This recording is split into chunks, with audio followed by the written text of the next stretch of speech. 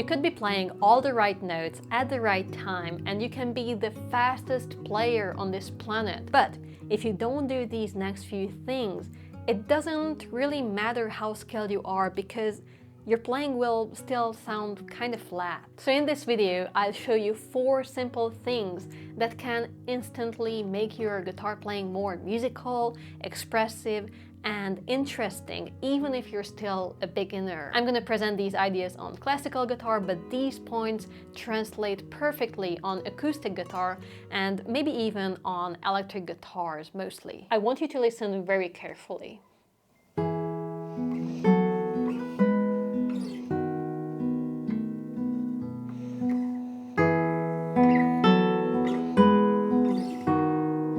Beginners often play everything at the same volume and tone, but you can create such beautiful melodies and words and depth by using the tonal and dynamic range of your instrument. So in this little example, I was choosing a softer, quieter tone for the beginning, closer to the fretboard, and I was also playing with the volume. So towards the top of this melody, I was playing a little bit louder, and then I went back to a quieter sound. More, less. But you have a different tone towards the closer to the bridge.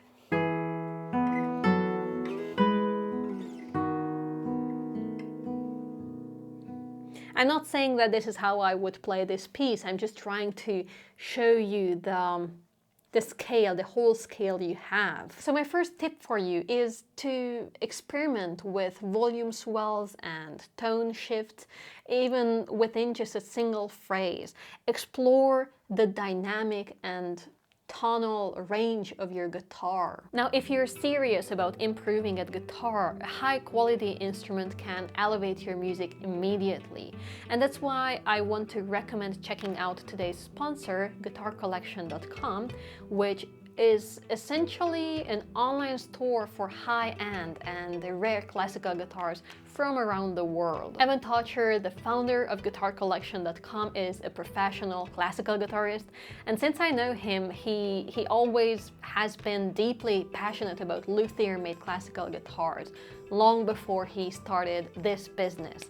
And he creates review videos and live streams for every single guitar they list, which you can watch on their YouTube channel. My personal favorite lately were the Dake Traphagen guitars because they seem to be the perfect combination of beautiful sound, easy playability, and aesthetics. I really love the rosettes, so yeah, please somebody buy me one with the cedar top. That would be really cool. Yeah, my birthday was last week actually, so you're pretty much on time. They also offer lower prices compared to some of the bigger competitors, and I love that they have guitars in many different price ranges. So all of their guitars are handmade, and you can find guitars for 2 grand and 20 grand and I guess for 60 grand, I believe. I've been collaborating with guitarcollection.com for a while, so I can sincerely recommend getting in touch with Evan. So yeah, go and grab your dream guitar today, and a huge thank you to guitarcollection.com for sponsoring this video. My second tip is actually closely related to the previous one.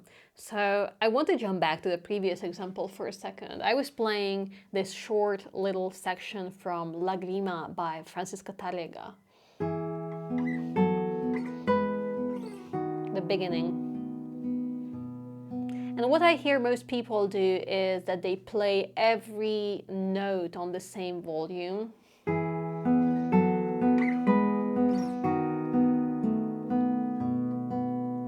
But in this piece, and in most of the pieces you're going to play, there's clearly a melody and maybe an accompaniment. There has to be a hierarchy between the voices, and that's essentially my tip. Define which notes are more important, which notes have to stand out, and which notes are going to be a little bit more subtle. Each voices in the pieces have a different purpose. Melody notes always have to shine through all other notes, right? They always have to be well defined, while accompaniment notes can be a bit more subtle. They are mostly there to, fill the gap, fill the space between the notes, and to give us a sense of structure, to give us a sense of the key, and to give a little more texture to the music. But the spotlight is usually on the melody, right? And I believe the importance of a clear voicing stands on every level. Regardless of how advanced your playing is, you always have to be clear with your voicing if you want to make beautiful music. Even if you're playing something very simple like this.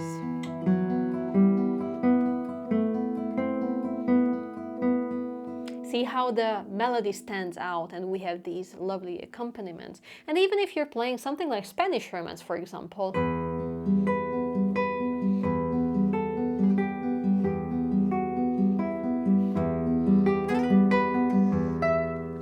and by the way, let me mention real quick that I have an online course where I teach Spanish Romance and all related techniques to it from scratch. So if you would like to learn Spanish Romance with me, check out the description, you will find a link there. Voicing is essential to make your melody stand out, but then phrasing is crucial to shape these beautiful melodies, right? So in the next few minutes, what you're going to see is something I trimmed out of my new online course that I just mentioned a couple of seconds ago, Fundamentals Through Spanish Romance. This course is designed to help you learn the iconic piece Spanish Romance alongside with essential classical guitar tools and techniques. In Western classical music, the pieces are usually structured in multiples of 4, so a phrase is often 4 or 8 bars long. Now, there are several ways to recognize phrase division in sheet music, basically where one phrase ends and the next phrase starts. And the first is going to be by dividing with a rest. So a rest often signals the end of a phrase. For example, in Adagio by Johann Caspar Merz, we see a rest at the end of the second bar, which suggests that the piece is structured in 2-bar phrases. The second visual cue is repetitive patterns. So sometimes instead of a rest, we see a musical idea being repeated. For example, take a look at Etude in E minor by Tárrega. If we look closely, we notice that bar 5 repeats the theme from bar 1, and this confirms that we're dealing with 4-bar phrases.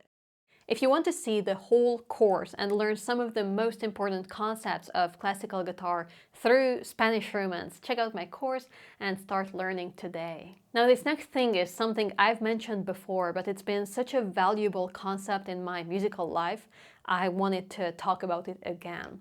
Now, this is a technique I like to use when I feel stuck on a piece, when it's just not expressive enough. I like to call it the 2-question method. So first, pick a piece or a song and answer the first very simple question: what's beautiful about this to me? Or alternatively, you can also ask, what do I find interesting in this piece? You don't have to be very formal, you don't have to use like a formal analysis or theory terms. You can be as specific or simple as you want to be. You can also talk about how this piece makes you feel. Just use your own words, that's what's important. But after that comes the second question: how can I bring more attention to it? And this is really cool and simple. First, you need to know what the musical goal is by finding what you find interesting in the song, right?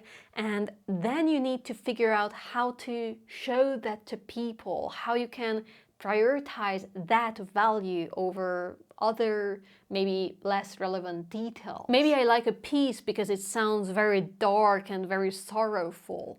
Then I will think about how I can enhance that, that vibe.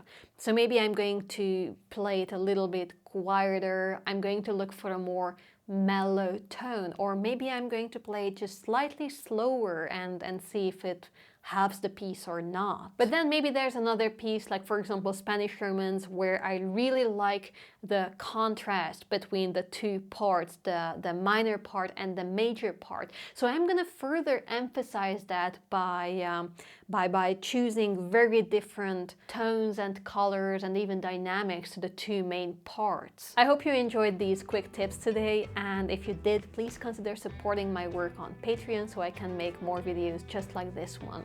But you can also get access on Patreon to sheet music and tabs and more video lessons if you want. Don't forget to check out guitarcollection.com for awesome, beautiful classical guitars. And thank you so much for watching. I'd love to hear your thoughts in the comments, and I will see you next week. Bye guys. Bye.